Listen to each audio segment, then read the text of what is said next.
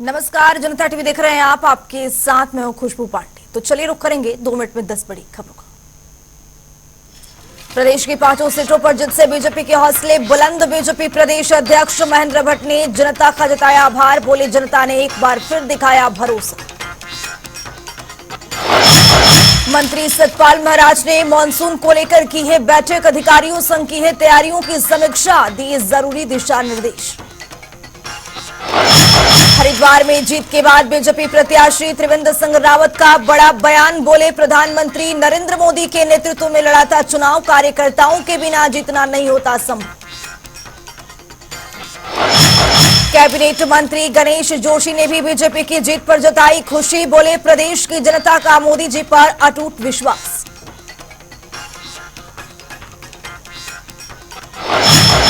मसूरी में Sant Nirankari charitable foundation ने चलाया स्वच्छता अभियान। लोगों से प्लास्टिक बैग का प्रयोग न करने की अपील की। दिनेशपुर में औषधि निरीक्षक ने दवा विक्रेताओं पर की छापेमारी। मेडिकल स्टोर का निरीक्षण कर दवाओं के लिए सैंपल 2 के लाइसेंस किए रद्द। उत्तरकाशी में गंगोत्री नेशनल हाईवे पर दर्दनाक हादसा। पहाड़ी से पत्थर गिरने पर एक यात्री की हुई मौत। पुलिस ने शव को पोस्टमार्टम के लिए भेजा। उत्तरकाशी में पुलिस ने लौटाया चारधाम यात्रा के श्रद्धालुओं का ब्रीफकेस। श्रद्धालुओं ने पुलिस का किया धन्यवाद। विकासनगर में नकाबपोश हथियारबंद बदमाशों ने घर में डाली डकैती। लाखों की ज्वेलरी और नकदी लेकर हुए फरार। पुलिस कर रही तफ्तीश। मसूरी में मनाया गया शनि धाम का 14वां स्थापना दिवस। मंदिर में स्थापित मूर्तियों की विधिवत हुई पूजा। विशाल भंडार का भी किया गया आयोजन।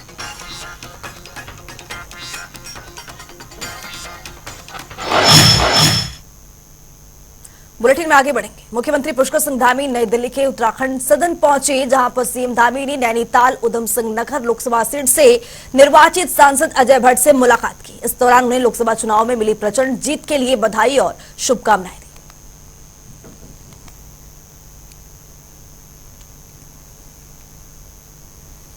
मुख्यमंत्री पुष्कर सिंह धामी ने एनडीए की ओर से सर्वसम्मति से नरेंद्र मोदी को गठबंधन का नेता चुने जाने पर समस्त देशवासियों को हार्दिक बधाई और शुभकामनाएं दी। मुख्यमंत्री पुष्कर सिंह धामी ने कहा है कि निश्चित रूप से मोदी जी के नेतृत्व में आने वाले 5 साल देश के सर्वांगीण और सर्वस्पर्शी विकास के साथ साथ विकसित भारत के निर्माण का मार्ग प्रशस्त करेंगे। पिछले 10 वर्षों में माननीय प्रधानमंत्री मोदी जी के नेतृत्व में देश के अंदर अनेक बड़े बड़े डिसीजन हुए। गरीबों के लिए, किसानों के लिए, युवाओं के लिए, महिलाओं के लिए हर वर्ग के उत्थान की योजनाएं बनी, गरीब कल्याण की योजनाएं बनी, सुशासन हुआ, देश ने ऐतिहासिक फैसले लिए और एक मजबूत सरकार जिसने पूरी दुनिया के अंदर भारत का गौरव बढ़ाया, भारत का सम्मान बढ़ाया, सभी का स्वाभिमान बढ़ाया, हर भारतवासी को एक गौरव प्रदान करने का काम और भारत को तेज गति से विश्व की 5वें नंबर की अर्थव्यवस्था बनाने का काम इन 10 वर्षों में हुआ। विकसित भारत का संकल्प आदरणीय प्रधानमंत्री मोदी जी के नेतृत्व में एनडीए गठबंधन जिसने पूर्ण बहुमत प्राप्त किया है, उनको तीसरी बार देश का प्रधानमंत्री बनाने के लिए कल एनडीए की जो संसदीय जो एनडीए के सभी दलों के नेताओं की बैठक हुई, उसमें उनको नेता के रूप में उनको चयन हुआ है। मैं उनको भी बधाई भी देना चाहता हूं, शुभकामनाएं कि उनके नेतृत्व में देश और तेज गति से आगे बढ़ेगा और विकसित भारत का संकल्प मजबूत होगा। जो विकास की योजनाएं हैं, गरीब कल्याण की योजनाएं हैं, हर वर्ग के उत्थान की योजनाएं हैं, वो तेज गति से आगे बढ़ेंगी। उत्तराखंड की 5 लोकसभा सीटों में कांग्रेस को मिली हार के बाद पार्टी अब जल्द ही आपको बता दें कि इसकी समीक्षा करेगी। वहीं कांग्रेस प्रदेश अध्यक्ष करण मेहरा ने बताया है कि जल्दी इसकी एक रिपोर्ट हाईकमान को भेजी जाएगी। प्रदेश के सभी प्रभारियों से इसकी रिपोर्ट मांगी गई है। रिपोर्ट आने के बाद हार की समीक्षा की जाएगी। साथ ही कांग्रेस प्रभारी के आदेश के अनुसार जरूरत पड़ी तो बैठक भी बुलाई जा सकती है। बता दें कि उत्तराखंड की 5 लोकसभा सीटों में कांग्रेस प्रत्याशियों की हार का सामना करना पड़ा है। प्रदेश में हुए लोकसभा चुनाव में लगातार तीसरी बार कांग्रेस को 5 लोकसभा सीटों पर हार का सामना करना पड़ा है। ये करेंगे। अभी दूरभाष से अपने साथियों से बातचीत कर रहे हैं। इस तरीके की टेबुलेशन सीट्स हमने मंगाई है, इनका हम आकलन भी कर रहे हैं। अपने द्वारा बनाए गए प्रभारियों की रिपोर्ट्स भी हमने मंगाई हैं, और जो हुआ है, जो आपके माध्यम से भी चीज़ें आई हैं, उन सभी चीज़ों का आकलन करके एक विस्तृत रिपोर्ट हाईकमान को भेजेंगे, और आवश्यकता पड़ेगा या निर्देश अगर प्रभारी जी के होंगे तो निश्चित ही बैठक भी बुलाई जाएगी। लोकसभा चुनाव के नतीजे आने के बाद बीजेपी प्रदेश अध्यक्ष महेंद्र भट्ट मीडिया से रूबरू हुए। इस दौरान उन्होंने महेंद्र भट्ट ने कहा है कि 1962 के बाद ऐसे पहली बार हुआ है कि कोई भी गठबंधन तीसरी बार देश में अपनी सरकार बना रहा है। उन्होंने कहा है कि देश में एनडीए की तीसरी बार सरकार बन रही है, जो अपने आप में ऐतिहासिक है। आगे उन्होंने क्या कुछ कहा है, सुनिए। चुनाव के बाद आप सबसे बातचीत का ये प्रथम दिवस है, और मुझे बताते हुए खुशी है कि हम एक अच्छे माहौल में मिल रहे हैं।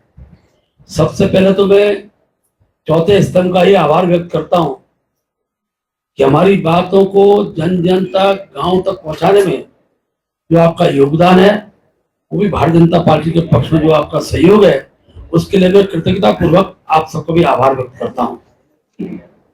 ये चुनाव ऐतिहासिक होने के साथ साथ विकसित भारत के निर्माण एवं श्रेष्ठ उत्तराखंड, विकसित उत्तराखंड विजन 25 की दिशा में आगे बढ़ने का जनादेश है, जिसके लिए भारतीय जनता पार्टी देवभूमि के समस्त मतदाताओं का कोटि कोटि आभार व्यक्त करती है। उत्तराखंड में जल्द ही मानसून दस्तक देने वाला है, जिसको लेकर सरकार ने अपनी पूरी तरह से तैयारियां शुरू कर दी। सरकार प्रयास कर रही है कि इस बार मानसून में जानमाल का कम से कम नुकसान हो। इसी क्रम में हरिद्वार भी प्रभारी मंत्री सतपाल महाराज ने अधिकारियों के साथ बैठक की है और मानसून की तैयारियों की समीक्षा बैठक की है। बैठक में मंत्री सतपाल महाराज ने अधिकारियों को दिशा निर्देश भी दिए हैं। मंत्री सतपाल महाराज ने अधिकारियों को मुख्य बाढ़ नियंत्रण कक्ष के साथ साथ 113 बाढ़ चौकियां भी 15 जून से पहले सक्रिय करने के निर्देश भी दिए। बहुत ही महत्वपूर्ण बैठक हुई है, और हमने हरिद्वार के लिए, भगत सिंह चौक के लिए योजना बनाई है, और हड़वा नाले के लिए भी योजना बनाई है, जिसको हम प्रायोरिटी पे काम कराएंगे ताकि वाटर लॉगिंग ना हो, पानी ना भरे, और सबको इसके लिए निजात मिले। और इसके साथ साथ बाढ़ नियंत्रण कक्ष जो है 15 जून 2024 तक जो है बना दिए जाएंगे, जो 24/7 क्रियाशील रहेंगे। इसके साथ साथ हमने 113 संख्या की बाढ़ चौकियां 15 जून से पहले स्थापित कर ली जाएंगी। हम चाहते हैं कि मानसून से पहले हमारी सारी तैयारियां हो जाएं।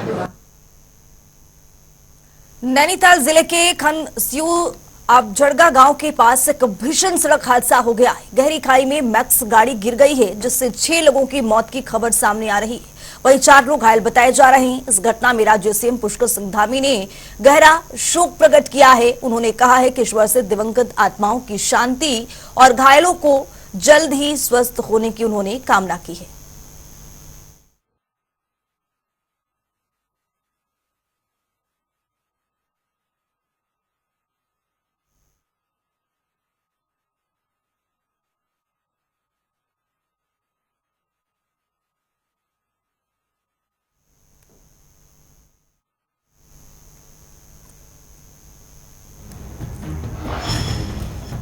तो मुख्यमंत्री ने ट्वीट किया है। मुख्यमंत्री ने लिखा है कि नैनीताल जनपद के खनस्यू झड़गांव के निकट टैक्सी वाहन के दुर्घटनाग्रस्त हो जाने से 6 लोगों के निधन का दुखद समाचार प्राप्त हुआ है। मुख्यमंत्री ने आगे लिखा है, दुर्घटना स्थल पर स्थानीय प्रशासन, बचाव दल और चिकित्सकों की टीमें राहत कार्यों में जुटी है। घायलों को उपचार के लिए नजदीकी स्वास्थ्य केंद्र भेज दिए गए हैं। मुख्यमंत्री ने आगे लिखा है, ईश्वर से दिवंगतों की आत्मा को शांति एवं घायलों को के शीघ्र स्वास्थ्य लाभ की कामना करता हूं। प्रशासन को इस दुर्घटना की जांच और यातायात नियमों का सख्ती से पालन करवाने के निर्देश भी दिए गए। ब्रेक के बाद स्वागत है जनता टीवी में। तो चलिए रुख करेंगे खबरों की ओर। सहस्त्रताल ट्रैक पर फंसे पर्यटकों की खोज और बचाव के लिए चलाया गया रेस्क्यू अभियान पूरा हो गया है। ये रेस्क्यू 4 जून को शुरू किया गया था। इस दौरान 22 में से 13 लोगों को एयरलिफ्ट कर सुरक्षित जगह पर पहुंचा दिया गया है। इसके अलावा 9 ट्रैक्टर्स के शव भी बरामद किए गए हैं। बता दें कि रेस्क्यू शुरू होने से खत्म होने तक सीएम धामी लगातार जिला प्रशासन से लगातार अपडेट ले रहे थे।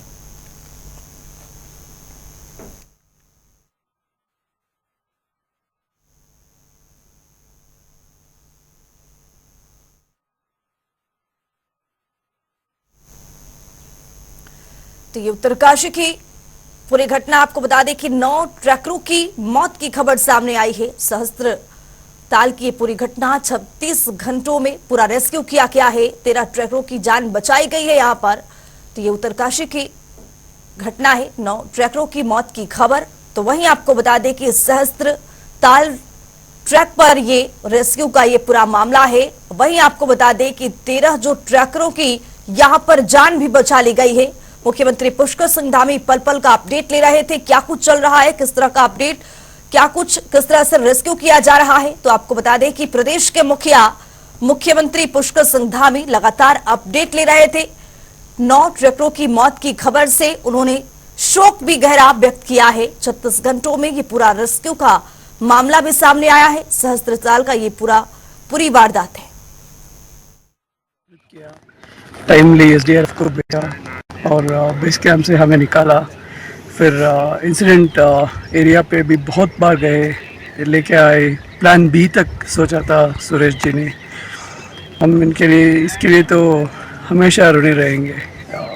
अब हमारे लिए रहने के लिए भी जगह किया, खाना सब प्रोवाइड किया। इससे बड़ा क्या कर सकते हैं। उत्तराखंड में कल झमाझम बारिश के बाद आज गर्जन के साथ बारिश और ओलावृष्टि होने के आसार है। इसके साथ ही 50 से 60 किलोमीटर प्रति घंटे की रफ्तार से हवाएं चल सकती हैं। हरिद्वार और उधमसिंह नगर जिले में तेज हवाएं चलने और बिजली चमकने की चेतावनी जारी की गई है, जबकि देहरादून में अगले 2 दिन तक बारिश का अनुमान है। उत्तरकाशी, चमोली, रुद्रप्रयाग, पिथौरागढ़ और बागेश्वर में तीव्र बौछार, अंधड़ और ओलावृष्टि को लेकर ऑरेंज अलर्ट जारी किया गया है।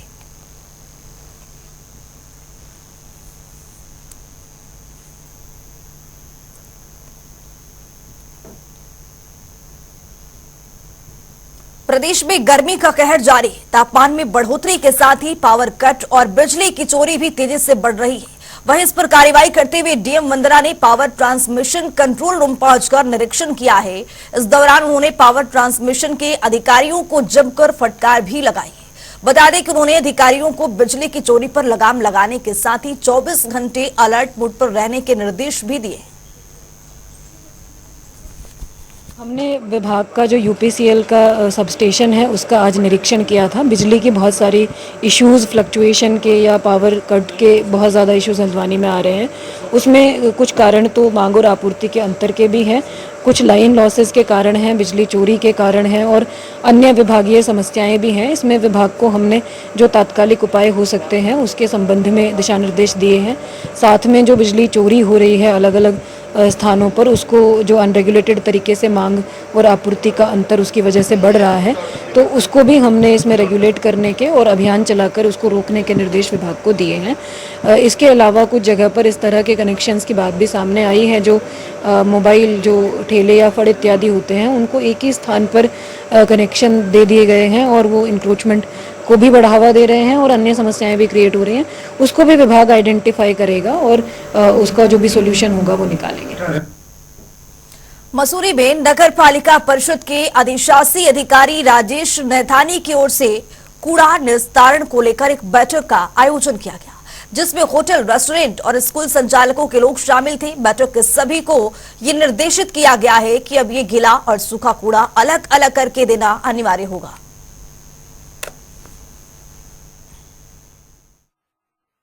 जो मसूरी में बल्क वेस्ट जनरेटर हैं, जो बड़े होटल्स हैं या स्कूल, बोर्डिंग स्कूल हैं, जो 100 किलो से अधिक कूड़ा पर डे जनरेट कर रहे हैं, तो इनको अपने कूड़े का निस्तारण खुद करना होता है, लेकिन इन पे कूड़ा निस्तारण का इन्होंने अपना कोई व्यवस्था नहीं की हुई है। और जो हमको ये कूड़ा दे रहे हैं वो मिक्स वेस्ट दे रहे हैं, क्योंकि अब हमारा प्लांट लग चुका है और हमें मिक्स वेस्ट नहीं चाहिए, हमें गीला और सूखा कूड़ा अलग चाहिए ताकि हम उसका निस्तारण कर सकें। और यूजर चार्जेस का था कि जो ये कूड़ा हमारे प्लांट पे भेज रहे हैं उसका यूजर चार्जेस ये नियमित रूप से पालिका को दे।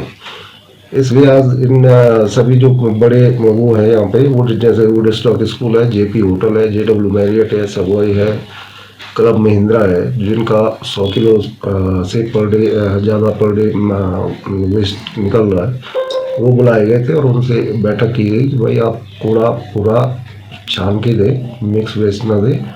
इसी संबंध में ही बैठक हुई क्या। 12 ज्योतिर्लिंगों में सर्वोच्च केदारनाथ धाम की अनोखी कहानी। कहते हैं कि केदारनाथ ज्योतिर्लिंग के प्राचीन मंदिर का निर्माण पांडवों ने कराया था। पुराणों के अनुसार केदार महर्षि अर्थात भैंसे का पिछला अंग है। यहाँ भगवान शिव भूमि में समा गए थे। आइए जानते हैं इस मंदिर के बारे में क्या कुछ कहानियां। केदारनाथ मंदिर का क्या है पौराणिक इतिहास? पांडवों ने क्यों बनवाया था केदारनाथ मंदिर? बाढ़ के तांडव में कैसे बचा केदारनाथ का मंदिर?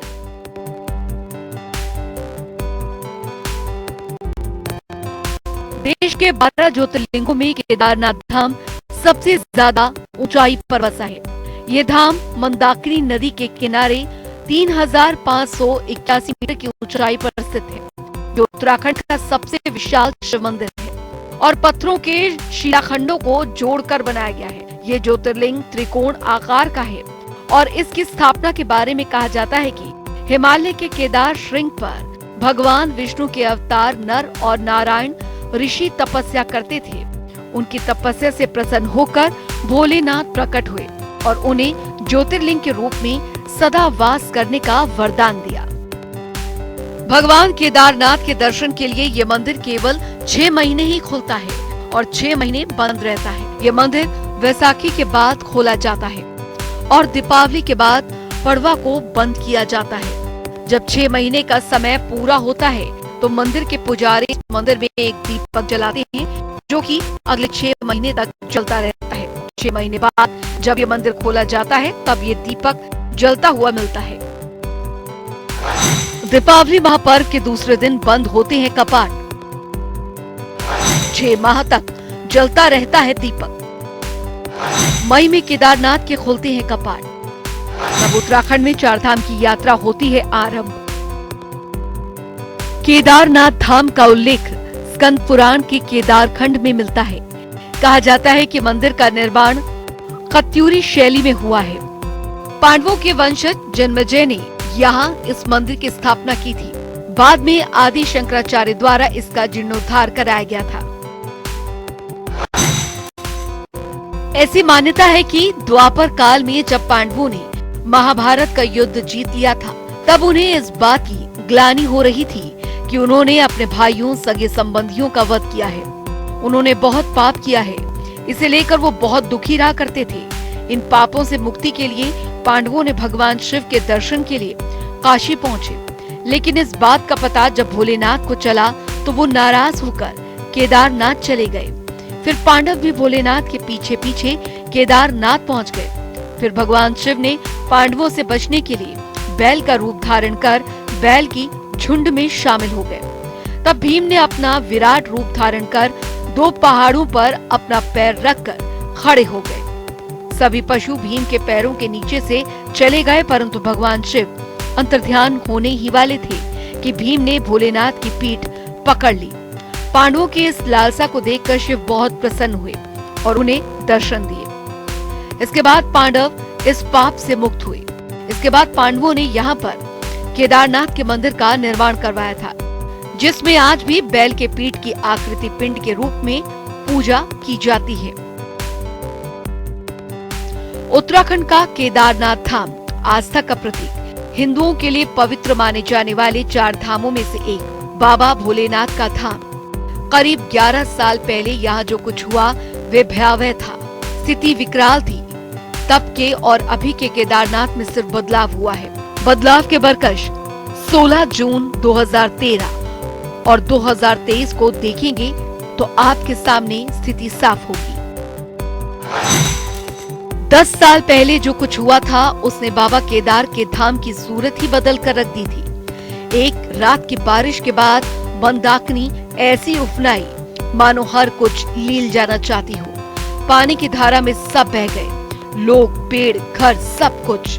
इस दौरान केदारनाथ मंदिर को भी नुकसान पहुंचा था। मंदिर 12 ज्योतिर्लिंगों में से प्रमुख है, जिसमें करोड़ों लोगों की आस्था है। हालांकि ये नुकसान आंशिक ही था। बाद में कई शोध संस्थानों ने ये समझने की कोशिश की कि आखिर इतनी विकराल आपदा में मंदिर कैसे सुरक्षित रहा। इसके पीछे कई कारण दिए गए, जिसमें मंदिर की भौगोलिक स्थिति से लेकर कईयों ने दैवीय चमत्कार तक कह दिया। उत्तराखंड में आई भीषण बाढ़ को कई साल गुजर चुका है। तबाही ने पीछे ऐसे निशान छोड़े हैं जिन्हें मिटने में लंबा अरसा लगेगा। इस तबाही के बाद मन में दहशत तो है, लेकिन लोगों में आस्था बनी हुई है और लोग भारी संख्या में केदारनाथ दर्शन के लिए दर्शन करने पहुंच रहे हैं। स्पेशल डेस्क, जनता टीवी।